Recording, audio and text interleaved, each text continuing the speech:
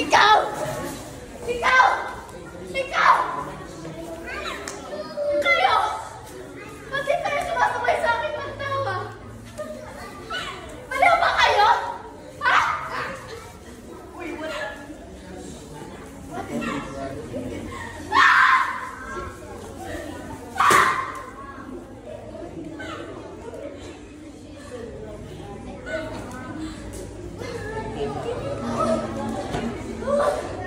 Tumatawag ng Pilipinas!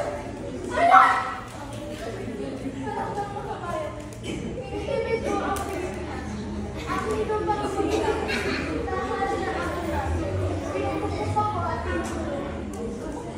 mga Pilipino, pumapanata sa harap ng bandila, Pilipinas. Iniibig daw, Pilipinas. Kalokohan! Hindi lahat. Tumingin kayo sa paligid ninyo.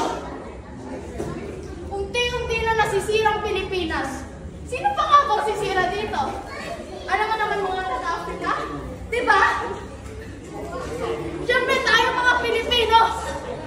Tayo mismo ang sumisira sa Pilipinas. Yung mga kabundukan na pinagkukunan natin ang ating mga pangangailangan. Nakalmo na! Kalmo na!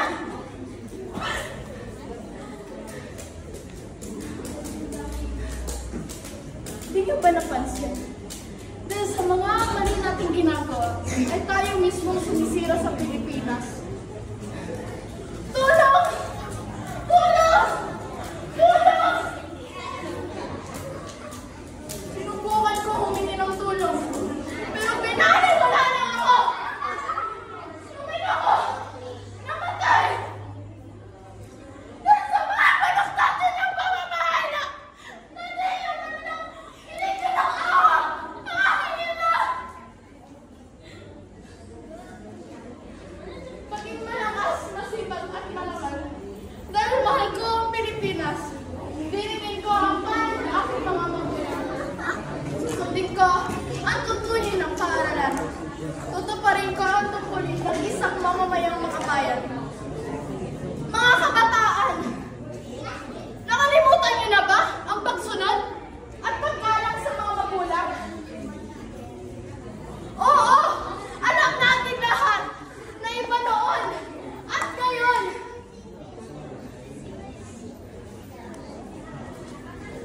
Mahiya kayo sa mga magulang ninyo na naghirap na ipalaki kayo ng maayos. Yung paaralan, ano pa nga bang tinuturo dito sa paaralan?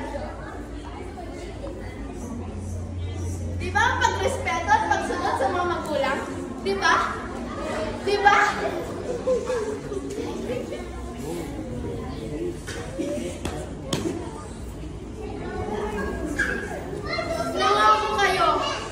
Nangako kayo na susundin niyo ang tuntunin ng paaralan. Pero ba't ganon? Ang pagrespeto at pagsunod sa magulang hindi yung magawa-gawa? Ang pagsalita ng po at opo hindi yung magawa? Ate, nakikisabay lang naman mo sa uso eh. Uso? Sa tingin niyo uso yon? Tumingin kayo sa salamin. Pag kayong lahat tumanda na at hindi kayo nirespeto ng mga bata, tumatutuwa kayo? Sasaya kayo? Natawa kayo? Baliw lang makasabi ng oo!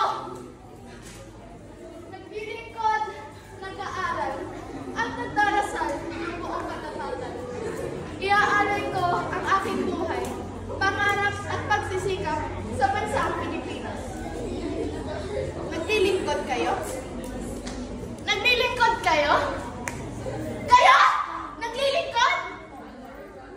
Di porket di kayo isang opisyal, ay wala na kayong gagawing paraan. Puro kayo reklamo! Reklamo! Reklamo dito! Reklamo doon! Bakit? May ginawa na ba kayo? May tinulong na ba kayo sa ating bansa? Sige nga! Sabihin mo sa akin! Ano ang ginawa ninyo? Wala, di ba? Wala!